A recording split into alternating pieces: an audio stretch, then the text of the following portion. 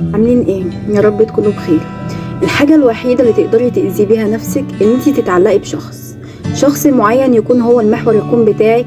24 ساعة مكالمات، دايما رايحة جاية معاه، هو مفيش غيره اللي في حياتي، هو اللي بكلمه وبروح وبخرج وباجي معاه، حياتي متوقفة عليه هو، لو بعد اموت.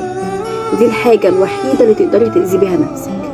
فليه من الأول نتعود على شخص معين وندخله حياتنا ونتعلق بيه ويكون هو حياتنا كلها، ولو بعد في ثانية كده منقدرش نعيش من غيره؟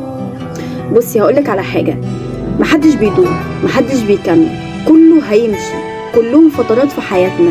فبلاش تتعودي على حد وتدخلي حد معين حياتك وتقفلي حياتك عليه هو، تمام، وتبقى حياتك هي المتوقفة عليه، وفي الآخر أول ما يمشي انتي واقفة. الوقت واقف، الوقت مش بيمشي. طب انا اعمل ايه؟ طب هو راح فين؟ هو بعد من غير اي كده، الله اعلم اسبابه ايه، بس هو في ثانيه هتلاقيه بعد عنك من غير اي سبب ولا كده ولا اي حاجه، بيبعد. طب انت عملتي ايه؟ تفضلي تفكري طب انا عملت ايه، طب انا قلت له ايه، هتلاقي نفسك ولا عملتي اي حاجه غير كل خير، وفجاه حياتك بتقف. طب ليه؟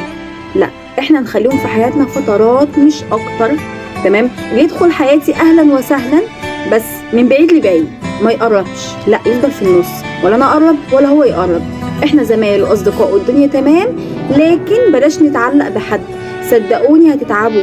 لو اتعلقتي بشخص ودخل حياتك وهو المحور الكون بتاعك، واول ما يمشي انت كده بتموتي، انت كده بتأذي نفسك بنفسك. فليه؟ كلهم فترات وكلهم هيمشوا، محدش بيدوم ولا حد هيفضل. بس